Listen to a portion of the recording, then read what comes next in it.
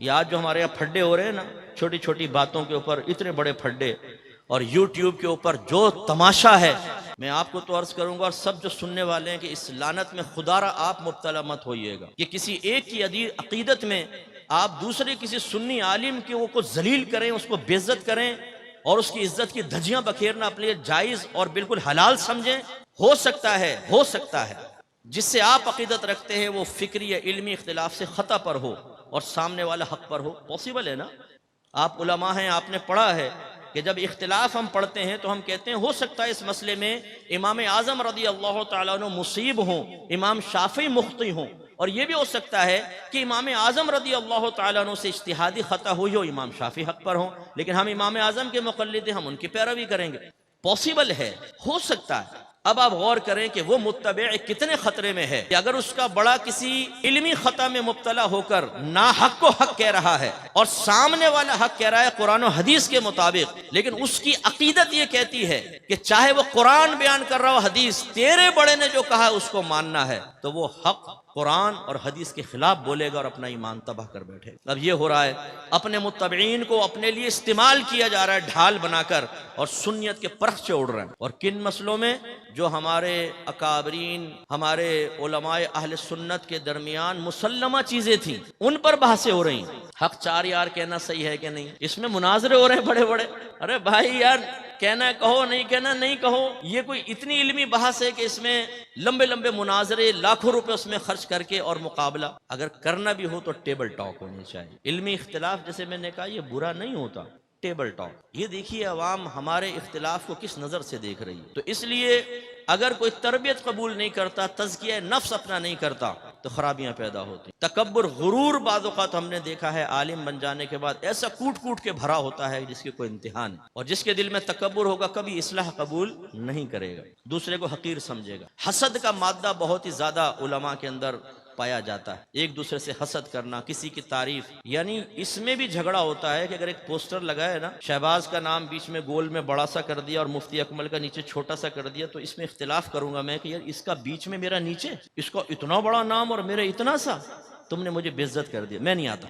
اب یہ اگر کوئی اس طرح کی بات کہتا ہے، کیا اس کا تزکیہ نفس ہو چکا ہے؟ اتنا نفس اس پر غالب ہے کہ وہ بیچ میں نام آ جائے اور بڑا آ جائے تو وہ ساتویں آسمان پہ پہنچ جائے گا، اور اگر چھوٹا نام لکھ دیا سائیڈ میں لکھ دیا تو ساتویں زمین کے تحت الثری میں پہنچ گیا۔ ارے بھائی، جیسے بعض کہتے ہیں میں اس کے پاس آئندہ نہیں جاؤں گا، کیوں؟ میں گیا تھا چائے تک کو نہیں پوچھا۔ ارے بھائی، تیری عزت کیا ایک چائے کی پیالی ہے کہ چائے کی پیالی نہیں ملی تو زمین کے اندر چلا گیا؟ نہیں، میں نہیں دی کوئی بات نہیں، ملا تو ہے نا، پیار محبت سے بٹھایا تو ہے۔ جس کا پھر تزکیہ نفس نہیں ہوتا وہ اپنا احتساب نہیں کرتا، چھوٹی چھوٹی باتوں کو بنیاد بنا کر اور لڑائی جھگڑا، فتنہ فساد، اختلاف رائے۔ اس لیے ہر مکتب فکر میں ہوتا ہے، لیکن ہمارے مکتب فکر میں لیگ پولنگ میں مہارت تامہ حاصل ہے، ٹانگیں کھینچنے۔ ہم کہتے ہیں کہ بھائی اگر یہ اوپر گیا تو خامخواہ تکبر میں مبتلا ہوگا۔ شیطان تکبر میں مبتلا ہوا، ابا واستکبر وکان من الکافرین، اس نے انکار کیا، تکبر کیا اور کفر کرنے والوں میں سے ہو گیا۔ تو یہ بھی بیچارہ ایسا نہ ہو جائے، اس کی ٹانگ کھینچو، اس کو مٹی میں ملاؤ۔ دانا مٹی میں ملتا ہے تو درخت اور پودا نکلتا ہے اور پھل پھول دیتا ہے، اس کو عاجزی کا درس دو۔ یہ ٹانگ کھینچی سیدھا نیچے، لڑ رہے ہیں علاقوں کے اندر، اپنے متبعین کو لڑوا رہے ہیں، انہیں خراب کر رہے ہیں، کوئی پرواہ نہیں ہے کہ نتیجہ کیا نکلے گا۔ اس کا مطلب ہے کہ تزکیہ نفس کو قبول نہیں کی۔ اچھا، ہو سکتا ہے کسی کا انتقال ذہن صحابہ کرام کے آپس کے مشاجرات کے بارے میں چلا جائے، بھئی ان میں بھی باہم اختلاف ہوئے ہیں، علمی اختلاف بھی ہوئے ہیں، دیگر اختلاف بھی ہوئے ہیں۔ آج کل یہ ایک لہر بھی چل رہی ہے، اس سلسلے میں بس ایک بنیادی بات یاد رکھیے گا، اللہ تبارک و تعالیٰ کی ذات قدیم ہے، ہمیشہ سے ہے، اس کی کوئی ابتدا نہیں۔ ایسی اس کی صفات بھی ہمیشہ سے ہیں، کیونکہ جب ذات ہمیشہ سے ہے صفات بھی ہمیشہ سے۔ اور اللہ تعالیٰ کی صفات ذاتیہ میں ایک علم ہے اور دوسرا کلام بھی ہے، یہ دو بھی ہیں۔ اللہ تبارک و تعالیٰ کا کلام ازلی، اللہ کا علم ازلی۔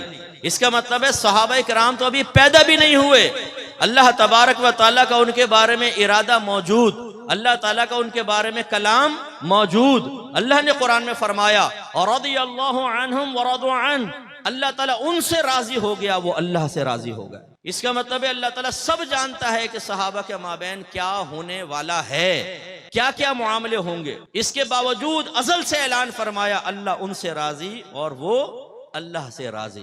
اس لیے اللہ نے ان کے لیے چونکہ رضا کا اعلان کر دیا تو ان کی طرف تو توجہ کرنی نہیں چاہیے، ہمیں اپنی طرف توجہ کرنی چاہیے۔ ہم کیا کر رہے ہیں؟ آپس میں ایک دوسرے کے گریبان پکڑ کے جھنجھوڑنا اور اس اختلاف کو ختم نہ کرنا، اور پھر یہ کہنا میں تو یہ کتا کمینہ ہوں۔ ارے بھائی، یہ عاجزی کے الفاظ کہنے کا کیا فائدہ؟ میں کتا کمینہ ہوں۔ سامنے والے کو آپ معاف کرنے کے لیے تیار نہیں، اسے بڑا سمجھنے کے لیے تیار نہیں، اسے پاؤں کی جوتی کی مثل آپ نے سمجھا ہوا ہے، اس سے ہاتھ تک ملانے کے لیے آپ تیار نہیں ہیں، کتے کمینے۔ عاجزی تو یہ ہے کہ آپ کہیں کہ یار تم مجھ سے افضل ہو، میں تم سے کمتر ہوں، میری غلطی ہوگی تمہاری نہیں، مجھے معاف کر۔ میرے آقا صلی اللہ علیہ وسلم نے ارشاد فرمایا کسی مسلمان کے لیے جائز نہیں کہ اپنے دوسرے مسلمان سے 3 دن سے زیادہ ناراض رہے، اور ان میں افضل وہ ہے جو سلام میں پہل کرے۔ اور ایک روایت میں اگر سلام میں پہل کرتا ہے اور دوسرا اس کو قبول نہیں کرتا تو پھر گناہ اور وبال اس پر ہے۔ لیکن ہمارا قلبی تکبر اتنا بڑا ہوتا ہے، میں ملوں، میں جا کے ہاتھ ملاؤں، میں اس سے معافی مانگوں،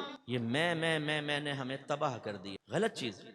آپ عالم بن رہے ہیں، آپ لوگ اگر اپنے کلاس کے کسی مسئلے کو کہ تو نے میری شکایت کی تھی نا شہباز صاحب سے، بیٹا اب عالم بننے دے، اب بتاتا ہوں تجھے، میں اپنی مسجد میں ہر جمعے میں تیرے بارے میں نہ تیرے خلاف بولوں نہ پھر بولنا۔ لیجئے بھائی، آپ پہنچ گئے اب اپنے ہتھیار سنبھال کے، چھریاں تیز کر کے۔